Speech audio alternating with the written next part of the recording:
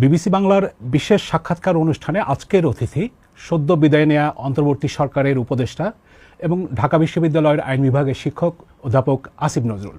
তিনি ওই সরকারের গুরুত্বপূর্ণ আইন মন্ত্রণালয়ের দায়িত্বে ছিলেন। একই সঙ্গে তিনি প্রবাসী কল্যাণ এবং যুব ও ক্রীড়া মন্ত্রণালয়ের দায়িত্ব পালন করেছেন। এইসব দায়িত্ব পালনের ক্ষেত্রে বিভিন্ন সময় তিনি আলোচনায় এসেছেন, রাজনীতিতে, সামাজিক মাধ্যমেও আলোচিত। আজ এই সাক্ষাৎকারে অন্তর্বর্তী সরকারের শাসন, অধ্যাপক নজরুলের সে সময়ের ভূমিকা, রাজনীতি সহ বিভিন্ন ইস্যু নিয়ে আমরা কথা বলবো। অধ্যাপক আসিফ নজরুল, আপনাকে বিবিসি বাংলার স্টুডিওতে স্বাগত। কেমন আছেন আপনি? ভালো আছি। আমার এখানে আসার পর মনে পড়ছিল 2024 সনের ইলেকশনের পরের দিন আমি বিবিসিতে এসেছিলাম এবং বলেছিলাম যে এই 2024 সনের ইলেকশনে একজন ভোটার ছিল, শেখ হাসিনা। তো তারপর বহুদিন পর আসলাম। ধন্যবাদ আপনাকে। প্রথমেই শুরু করি, সেটা হচ্ছে যে অন্তর্বর্তী সরকারের গঠন নিয়ে। জুলাই আন্দোলন বা আওয়ামী লীগের শাসনের পতনের যে গণ অভ্যুত্থান, সে সময় বিশ্ববিদ্যালয়ের শিক্ষক, মানবাধিকার কর্মীদের সাথে আপনি মাঠে ছিলেন। কিন্তু 5ই আগস্ট দেখা গেল যে আপনি সেনাবাহিনীর সাথে নেগোসিয়েশন, ছাত্রদের সাথে নেগোসিয়েশন, বঙ্গভবনে আলোচনা, সব কিছুতেই আপনাকে দেখা যাচ্ছে। আপনাকে একা বেছে নিল কেন? কি বিষয়টা? সেটা তো আমি জানি না ভাই। তবে আমি 5ই আগস্টে যখন আমাকে আর্মি চিফের পক্ষ থেকে একজন ফোন করলেন, তো আমি নিজেও খুব অবাক হয়েছিলাম। তো তখন আমি রেজওয়ানা হাসানকে ফোন করলাম, বললাম এরকম পরিস্থিতি কী করব, বলে আপনি যান।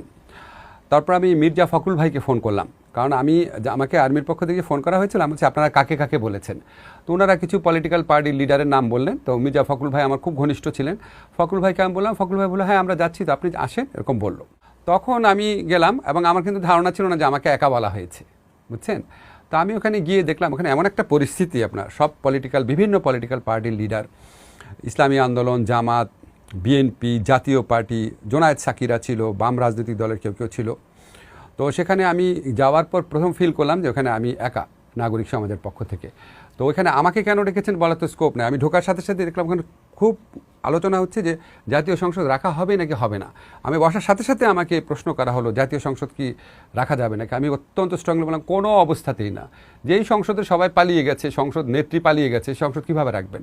তখন জাতীয় পার্টির একজন নেতা আমাকে এর সাথে একটু আর্গু করলেন যে না, সংসদ রাখা যায়। এই যে আলোচনার মধ্যে ঢুকলাম, এটা এত সিরিয়াস আলোচনা, এত একটা জটিল বিষয়। তখন এরপর আমার এইটা খুব ঠান্ডা মাথায় চিন্তা করা যে অন্য কেউ নাই কেন, ওটা অবকাশটা ছিল না। এই আলোচনাটাই শুধু ছিল নাকি এর আগে আপনার সাথে কোনো এই পক্ষগুলোর কোনো যোগাযোগ? না, আমার সাথে পক্ষগুলো যোগাযোগ হয় নাই।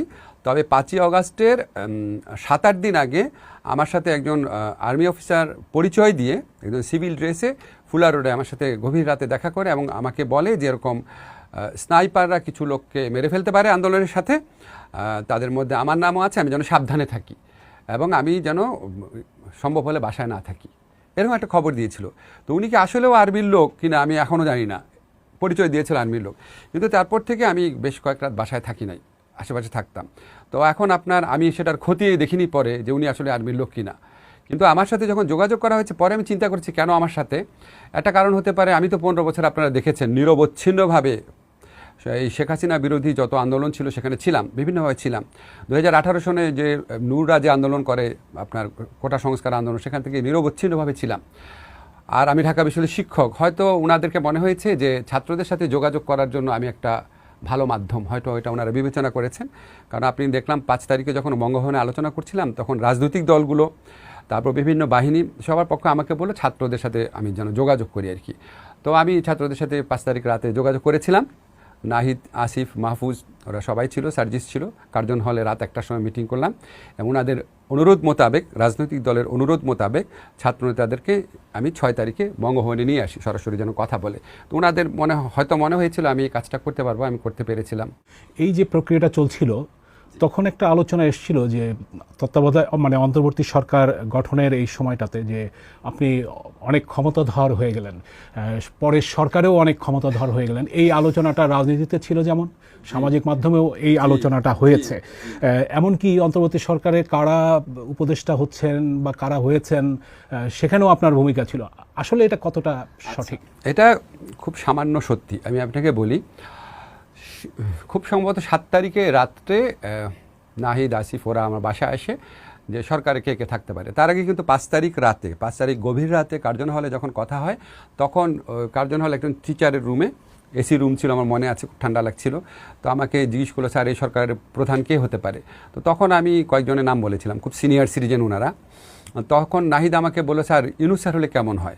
আমরা খুবই ভালো হয়, কিন্তু স্যার তো রাজি হবে না, কারণ স্যারের আগে বেশ কিছুদিন যাওয়ার বলছিল যিনি কোনোদিন ওই ফরম্যাটের গভর্নমেন্টে থাকবে না। তখন আসিফ সম্ভবত বললো, স্যার আমরা তো ওনার সাথে কথা বলেছি, উনি বোধহয় রাজি হবে। তো আমি তো খুবই খুশি হয়ে গেলাম। আমি বললাম, এটা যদি তোমরা করতে পারো, that could be the best choice, খুবই অসাধারণ ডিসিশন হবে এটা। এরপরে ওর সাথে আমার 7 তারিখে কথা হয়। 7 তারিখে যখন আমাকে জিজ্ঞেস করলো যে স্যার কে কে থাকতে পারে সরকারে, তখন আমি কিছু নাম বলেছিলাম। ওই কিছু নামের মধ্যে কিছু নাম শুনে তারা সাথে সাথে বলেছে, না স্যার উনি তো আমাদের সাথে আন্দোলনে সেবা ছিল না। কিছু নাম শুনে তারা বলেছে, স্যার উনার কথা আমরা অলরেডি নিজেরাই ডিসিশন নিয়েছি। কিছু নাম শুনে তারা বলেছে, দেখি স্যার এটা নেওয়া যেতে পারে। সো 3 ধরনের রিয়াকশন আসছে। পরবর্তীকালে যখন আপনার অন্তর্বর্তীকালীন সরকার গঠিত হয়, দেখলাম ওইটার মধ্যে 50% যারা সদস্য হয়েছে, তারা যে সদস্য হবে এটা আমি জানতামই না। প্রক্রিয়াটা শেষ হলো কিভাবে? মানে অন্তর্বর্তী সরকার গঠন হয়ে গেল, যে সেখানে সেনাপ্রধান, রাষ্ট্রপতি তাদের, আচ্ছা, এখানে সেনাপ্রধান রাষ্ট্রপতি তাদের একটা সেনাপ্রধান বা আর্মির পক্ষ থেকে একটা ব্যাপারেই কনসার্ন ছিল, একটা ব্যাপারেই ওনাদের ছিল যে অন্তর্বর্তীকালীন সরকারের প্রধান কে হবে, এটা নিয়ে ওনাদের বেশ আগ্রহ ছিল বা আপত্তি ছিল। আমি আপনাকে বলি, প্রথমবারের মতো বলছি, 6 আগস্ট সকালবেলা আর্মি চিফ ওয়াকার ভাই, জেনারেল ওয়াকার, উনি আমার সাথে একটা মিটিং করেন ওনার অফিসে। উনি আর আমি একা ছিলাম আর কি। তো উনি আমাকে বোঝানোর চেষ্টা করলো যেরকম ডক্টর ইউনূস না হলে ভালো হয়। তা আমি কারণগুলো জিজ্ঞেস করলাম। তখন উনি বিভিন্ন মামলার কথা বললো, প্রচারণার কথা বললো। তো আমি ওনাকে বুঝিয়ে বললাম, দেখেন এই মামলা তো সাজানো, আর ওনার বিরুদ্ধে প্রচারণা, এগুলো তো সব সাজানো। তো আমার মনে হলো আমি ওনাকে বুঝাতে পেরেছি। তো একটা পর্যায়ে উনি বললো, আচ্ছা ঠিক আছে, উনি এগ্রি করলো। তারপর তাছাড়া আমি ওনাকে বললাম খুব স্ট্রংলি, এটা ছাত্র সমাজের চয়েস, এখানে আমার সাথে আলাপ কোনো কিছু নাই, I am not to decide here, ছাত্র সমাজের সাথে আলোচনা করতে হবে আপনাকে। তো আমার কাছে মনে হলো উনি জানতে চাচ্ছিল। তারপর উনি নেভি চিফ এবং এয়ারফোর্স চিফ ওনাদের দুজনকে ডাকার পর বললো, আসিফ সাহেব তো এই বলেছে। তো ওনারা বললো, হ্যাঁ তো ভালো, তো ওনারা এগ্রি করলো, ভালো বললো এরকম। 6 তারিখ সকালে এই আলোচনার পরও 6 তারিখ যখন রাতে ছাত্র নেতাদের সাথে ওনারা আলাদা করে বসে, 3 বাহিনী, রাষ্ট্রপতি এবং আরও কেউ, তখন তারা এটা নিয়ে আবার চাপাচাপি শুরু করে যে এরকম ইউনূস স্যার ছাড়া অন্য কেউ হতে পারে কিনা। ও ছাত্র নেতারা অনমনীয় ছিল। ইউনূস স্যারকে অন্তর্বর্তীকালীন সরকারের প্রধান পদে তারা ঠিক করেছিল, সম্পূর্ণ তাদের ক্রেডিট। অন্তর্বর্তী সরকারের 1.5 বছরের পুরো সময়টাতেই একটা আলোচনা ছিল যে সরকারের ভেতরে সরকার মানে আরেকটা সরকার, একটা কিচেন ক্যাবিনেট ছিল। এই কিচেন ক্যাবিনেটের সাথে আপনিও ছিলেন, এ ধরনের একটা অভিযোগ আলোচনায় আছে। জি, তার আগে আপনাকে একটা কথা বলি, আপনি যেহেতু অভিযোগ শব্দটা উচ্চারণ করেছেন, আপনি তো অনেক বছর যাবৎ সাংবাদিকতা করছেন। বাংলাদেশে কোনো সরকারের ইতিহাসে এমন কোনো সরকার আছে যেখানে কিচেন ক্যাবিনেট ছিল না? কিন্তু এখানে অভিযোগটা যেটা হচ্ছে যে কিচেন ক্যাবিনেট তারাই রাজনৈতিক স্পর্শকাতর এই বিষয়গুলোতে আলোচনা করতেন, সিদ্ধান্ত নিতেন কালেকটিভ ওয়েতে বা প্রথমে আপনি সবার স্বীকার মধ্যে করলেন যে আলোচনা সব হতো। সরকারের মধ্যে কিচেন ক্যাবিনেট ছিল না। আমাদের সরকারের সময় কিছু বিষয় নিয়ে স্যার কিছু উপদেষ্টার সাথে মিটিং করতেন, অন্য কিছু বিষয় নিয়ে কিছু উপদেষ্টার সাথে মিটিং করতেন। যেমন ধরেন, যুক্তরাষ্ট্রের সাথে যে সমস্ত চুক্তি হয়েছে, ওই চুক্তিতে কোনোদিনও কখনো আমাকে ডাকা হয় নাই, বিকজ এটা আমার এরিয়া অফ কনসার্ন না। ইকোনমিক ইস্যুতে, ব্যাংকিং ইস্যুতে, এনবিআর ইস্যুতে যে আলোচনা হয়েছে, কোনোদিনও আমাকে ডাকা হয়নি। সেটা স্যার কনসার্ন কয়েকজন উপদেষ্টাদের নিয়ে বসতেন। আমার যে ইস্যুটা ছিল, যেহেতু লিগাল ইস্যু তো বেশি ছিল, লিগাল ইস্যুতে আমাকে ডাকা হতো, পলিটিক্যাল ইস্যুতে আমাকে ডাকা হতো, সংস্কার ইস্যুতে আমাকে ডাকা হতো। এরকম ক্লাস্টার করতে উনি অনেকের সাথেই বসতেন। তো কিচেন ক্যাবিনেটের সদস্য কেউ না কেউ কোনোভাবে ছিল। যারা 2-1 হয়তো ছিল না, হয়তো ওই বিষয়টা খুব গুরুত্বপূর্ণ ছিল না স্যারের কাছে। তারপর ধরেন আমাদের একজন উপদেষ্টা আমি দেখলাম, ডিউ রেসপেক্ট টু হিম, উনি বললো এই নিয়ে এই সরকারের গুরুত্বপূর্ণ সিদ্ধান্ত প্রক্রিয়া ছিল না। তা আমার একটু অবাক লাগলো, হয়তো উনি ভুলে গেছেন, যেমন লেবার ল সংক্রান্ত যত বিষয় আছে ওখানে উনি সবচেয়ে ইম্পর্টেন্ট পার্সন ছিলেন, উনি ডিসাইড করতেন সবচেয়ে বেশি। তারপর ধরেন ইলেকশন ল, যখন আপনার নির্বাচন কমিশন ড্রাফটটা নিয়ে আসলো, এই ড্রাফটটা যখন আমরা উপদেষ্টা পরিষদে আলোচনা করলাম, এখানে আমাদের অবজারভেশন কী আছে, এই পুরা জিনিসটা দায়িত্ব ওনাকে দিয়ে দেওয়া হলো যে আপনি পরে বলেন, যেহেতু আপনার অভিজ্ঞতা আছে। তো গুরুত্বপূর্ণ সিদ্ধান্ত এখনই তো আপনাকে মনে করে বললাম 2টা জায়গাতে ছিল। আর রাজনৈতিকভাবে স্পর্শকাতর সিদ্ধান্ত কি তো একটাই ছিল, নির্বাচনের ব্যাপার। সেটা তো আমার ধারণা স্যার সম্ভবত পলিটিক্যাল পার্টির সাথে আলোচনা করে নিয়েছেন। রাজনৈতিক দলগুলোর সাথে নির্বাচনের প্রশ্নটা যেমন ছিল, সরকারের মেয়াদ, সরকার কতদিন থাকবে, এই বিষয়গুলো আলোচনায় ছিল।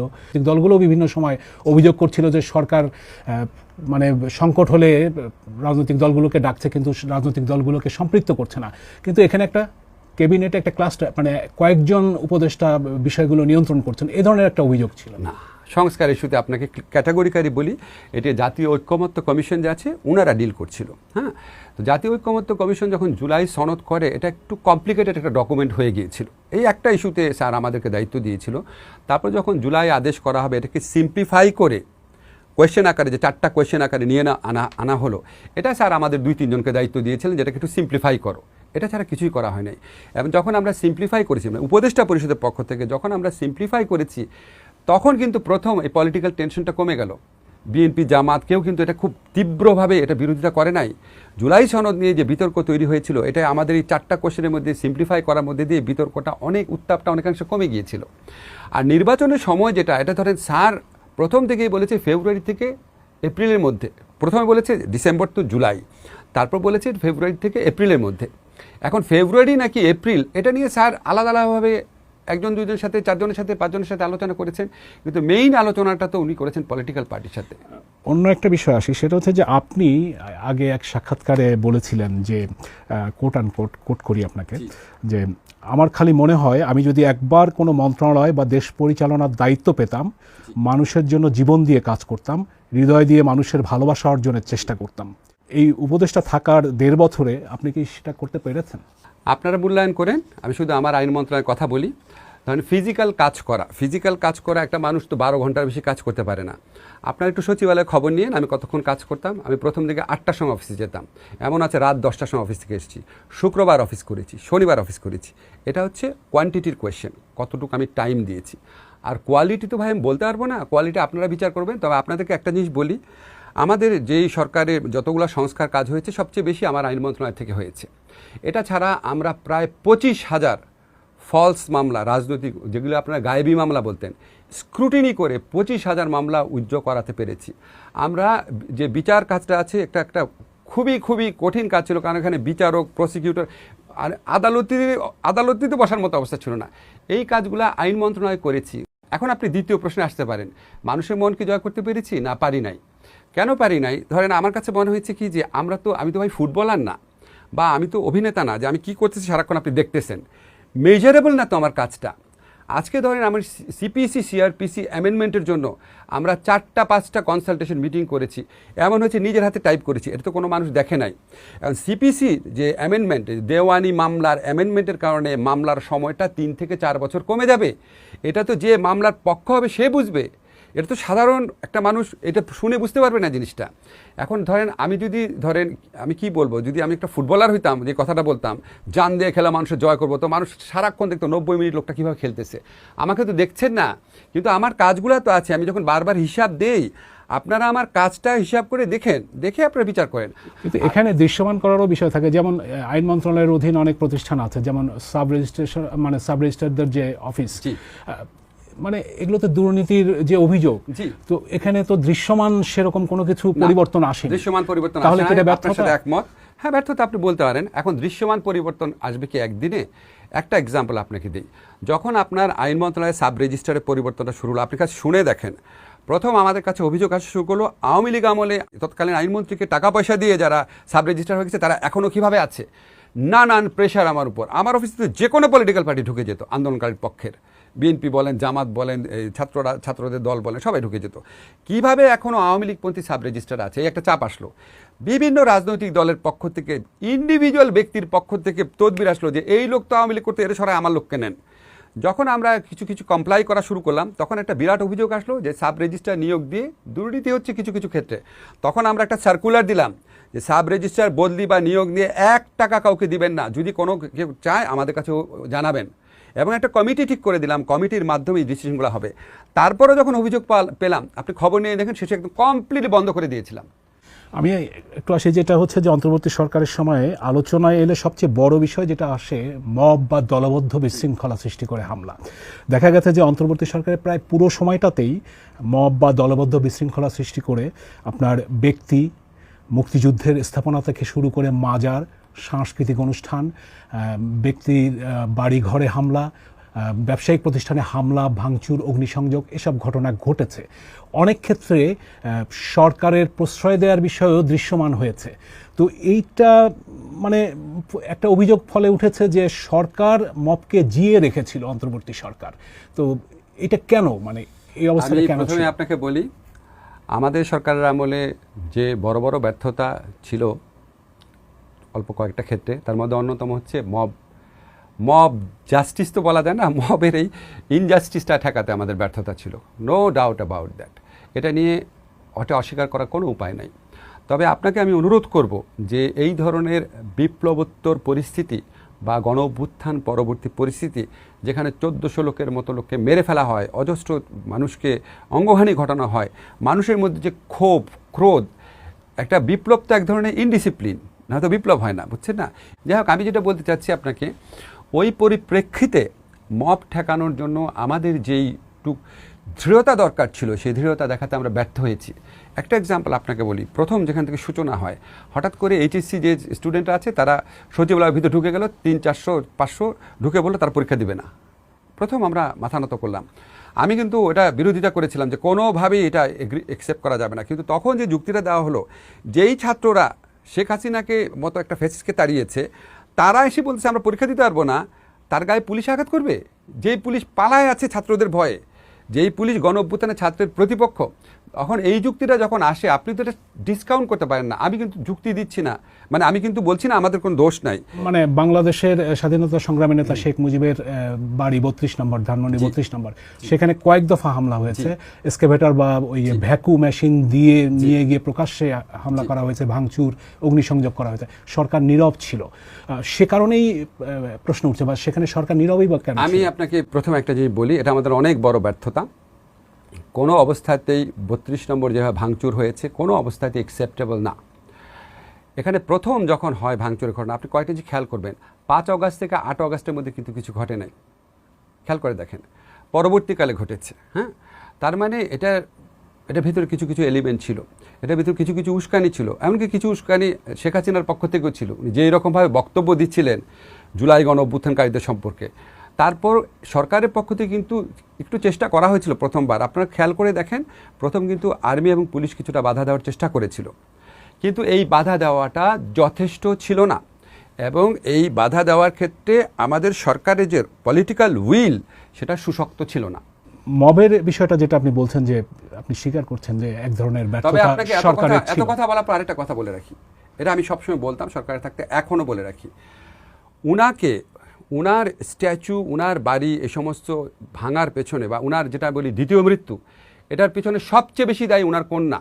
সরকারের শেষ দিকে এসে প্রথম আলো ডেইলি স্টারে যে হামলা হলো, এখানে বলা হয় যে সরকার বা সরকারেরই কোনো অংশ চেয়েছে যে এটা ঘটতে পারে। এই ধরনের অভিযোগটা কিন্তু ওই হামলার ঘটনাগুলোর পরে উঠেছে। আপনি যদিও বলছেন যে এটা ব্যর্থতা এবং অক্ষমতা, কিন্তু এই অভিযোগটা কিন্তু আচ্ছা, এখন ধরেন কেউ যদি মনে মনে চায় এটা ঘটুক, বা এখন আমি যদি তাদের পক্ষভুক্ত না থাকি, তারা নিশ্চয়ই আমাকে এটা বলবে না, ঠিক না? কাজে এটা আমার জানা নাই। তবে আপনাকে একটা জিনিস বলি, প্রথম আলো ডেইলি স্টারে যখন অগ্নিসংযোগ ঘটনা ঘটে, তখন আপনার প্রথম আলো ডেইলি স্টারের সাথে সারা রাত প্রায় 60-70 বার কথা হয়েছে আমার, কন্টিনিউয়াস।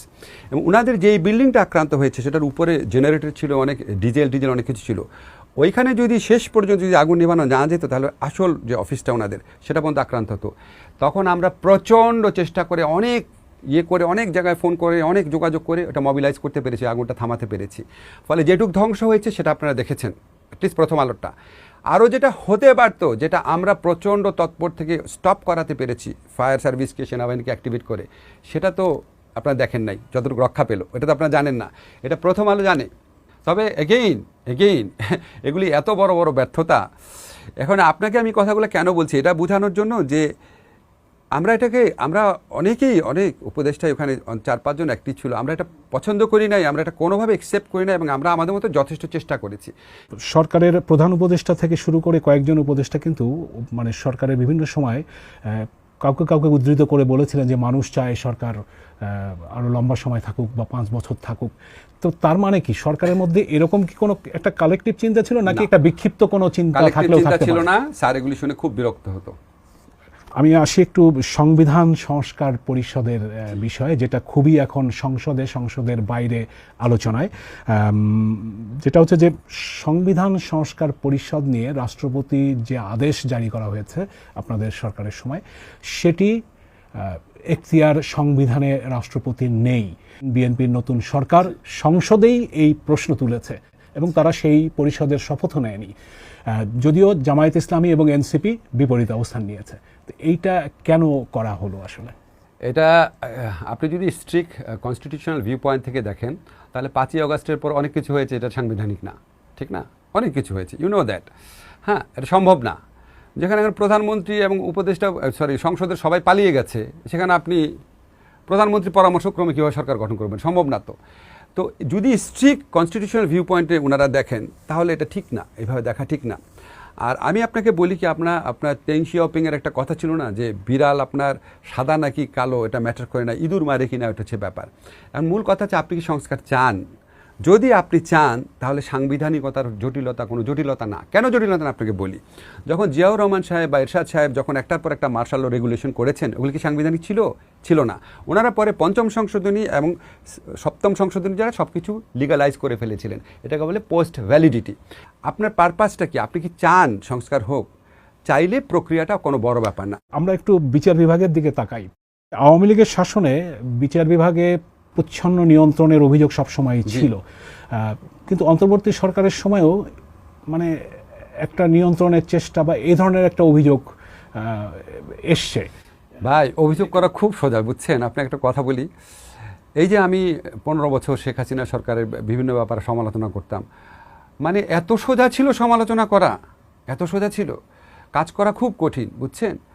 এখন আপনি ধরেন আমাদের যে প্রচ্ছন্ন নিয়ন্ত্রণ অভিযোগ ছিল, কিভাবে নিয়ন্ত্রণ করে? আপনি আওয়ামী লীগ আমলে যেটা করতো, বিচারকের বিচারিক ক্ষমতা কেড়ে নিত। কার বিচারিক ক্ষমতা কেড়ে নিয়েছে আমরা? নিম্ন আদালতে দেখেন তো, আমি কিন্তু উচ্চ আদালতে জবাব দেবো না, ওটা চিফ জাস্টিসের আন্ডারে। নিম্ন আদালতে কার বিচারিক ক্ষমতা কেড়ে নিয়েছে আমরা? এখানে আইনজীবীদের অনেকে অভিযোগ করেন ক্ষমতাচ্যুত আওয়ামী লীগের অনেক নেতাকে সে সময় বিনা বিচারে আটক করা হয়েছে, অনেক মামলা হয়েছে, ভুয়া মামলা হয়েছে, হত্যার মামলার অভিযোগ আনা হয়েছে, কিন্তু জামিন দেওয়া হয় না। এখানে আপনার দিকেই ইঙ্গিতটা পাওয়া। আমি জামিনের প্রসঙ্গে আপনাকে বলি, জামিন দেওয়া হয়নি যে সমস্ত আইনজীবী বলেছেন, তাদেরকে একটু জিজ্ঞেস করেন যে আমাদের প্রথম আলো, সমকাল এদের রিপোর্টে লেখা আছে প্রায় 72% ক্ষেত্রে জামিন হয়েছে। 72% যদি জামিন হয়ে থাকে তাহলে তো বেশিরভাগ বেরিয়ে যাওয়ার কথা ছিল।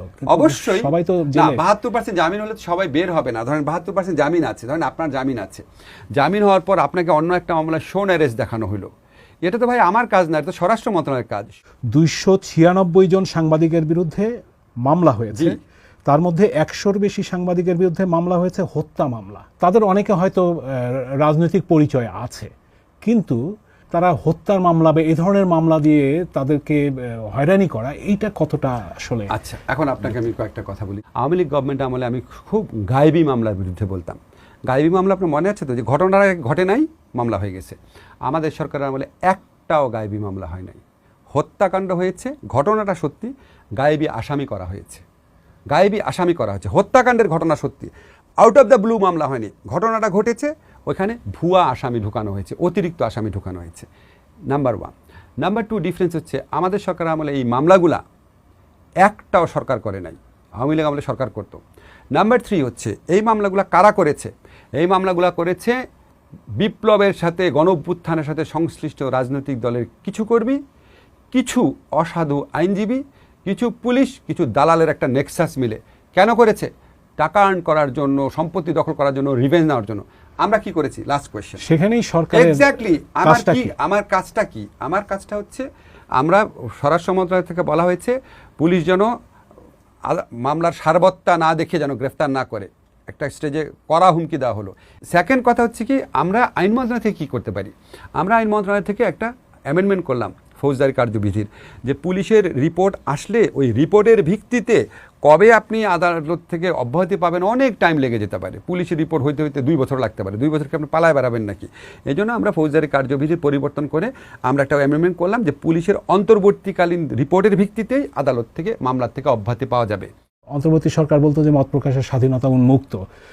সাংবাদিক সম্পাদকদের অনেকেই অভিযোগ করে আসছিলেন যে মানে আওয়ামী লীগের সময়ে নিয়ন্ত্রণ করা হতো, এ সরকারের সময়ও, অন্তর্বর্তী সরকারের সময়ও একটা ভয়ের সংস্কৃতি সংবাদ মাধ্যমে আপনাকে আমি একটা জিনিস বলি, আমরা যেভাবে অনলাইনে সারাক্ষণ সমালোচনা, সত্য মিথ্যা সমালোচনা, চরিত্র হনন, মিথ্যা অভিযোগের শিকার হয়েছি, একটা মামলাও করেছি, আমি মামলা করতে পারতাম না। ইউনূস স্যার যেভাবে হয়েছে, অন্যান্য উপদেষ্টারা হয়েছে, আমরা কি একটা মামলা করেছি? আমরা সেই সেন্সে বুঝিয়েছি। আপনি সোশ্যাল মিডিয়া খুলে দেখেন যে কী ধরনের অভিযোগ। আপনাকে আমি বলতে পারি গত 16 মাসে শেখ হাসিনার যত সমালোচনা হয়েছে তার চেয়ে বেশি সমালোচনা হয়েছে ডক্টর ইউনূসের, আমার নামে, আরও কোনো উপদেষ্টার নামে। আমরা তো একটা মামলা করি নাই। আমরা ডিজিটাল সিকিউরিটি একটা মামলাতে যাদের গ্রেফতার ছিল সবাইকে ছেড়ে দিয়েছি। এখন আপনি বলতে পারেন যে হ্যাঁ, কোনো সংবাদপত্র অফিসে ভয়ের পরিবেশ সৃষ্টি করা হয়েছিল। কে করেছে? পুলিশ করেছে নাকি কোনো একটা মহল করেছে? আওয়ামী লীগ সরকার আমলে সরকার করতো, কিন্তু আমরা কি সরকার করেছে? আপনাকে তো আমি বারবার বলছি, দেখেন ভাই, একটা পলিটিক্যাল গভর্নমেন্টের যেই পরিমাণ কন্ট্রোল থাকে, একটা পলিটিক্যাল গভর্নমেন্টের একটা তৃণমূল পর্যায় পর্যন্ত সংগঠন থাকে, তারা পরস্পরকে বহু বছর যাবত চিনে। আমলাতন্ত্রে তাদের লোক থাকে, পুলিশের মধ্যে লোক থাকে। আমাদের সরকার মতো সরকার, আমরা যখন এই দায়িত্ব নেই, আমরা কাউকে চিনি না, কেউ আমাদের লোক না, যতক্ষণ পর্যন্ত তার কথা শুনবো আমাদের লোক, না শুনলে আমাদের বিপক্ষে। তো আমাদের পক্ষে এর চেয়ে বেশি কিছু কি করার ছিল? আমি আসি একটু দুর্নীতির প্রশ্নে, যে অন্তর্বর্তী সরকার দুর্নীতি বিরুদ্ধে একটা অবস্থানের কথা বলেছিল, কিন্তু সরকারেরই বিরুদ্ধে বা সরকারকে ঘিরে, অনেক উপদেষ্টাকে ঘিরে দুর্নীতির অভিযোগ। আচ্ছা, এই যে আপনি বিভিন্ন আলোচনায়। ভাই, আপনার কাছে একটা রিকোয়েস্ট করি, আপনারা যে সমস্ত দুর্নীতির অভিযোগ আছে, আপনারা প্লিজ তদন্ত করেন না ভাই। এই যে আজকে ওপেনলি বলছে দুদক, ডিজিএফআই, এনএসআই যারা আছেন, মুক্তভাবে প্রত্যেকের ব্যাপারে তদন্ত করেন। চ্যালেঞ্জ করলাম, তদন্ত করেন। একটা পয়সা দুর্নীতি খুঁজে পাবেন না। দু একজনের ক্ষেত্রে পাবেন কিনা জানি না। আমার নিজেরটা যেটা জানি, আমার সাথে যারা ঘনিষ্ঠ যারা জানি, যাদের একদম হাড়ির খবর আমি জানি, আমি তাদের ব্যাপারে নিশ্চিতভাবে বলতে পারি কোনো কিছু পাবেন না। চ্যালেঞ্জ করলাম। আমি আসি যে আপনি তো যুব ক্রীড়া মন্ত্রণালয়ের দায়িত্বে ছিলেন। বিশ্বকাপ ক্রিকেটে বাংলাদেশের না খেলার বিষয়টা ব্যাপক আলোচনা সৃষ্টি করেছিল। একজন সহকারী কোচ সালাউদ্দিন আহমেদ, তিনি কিছু মন্তব্য করেছিলেন এই ঘটনার পর।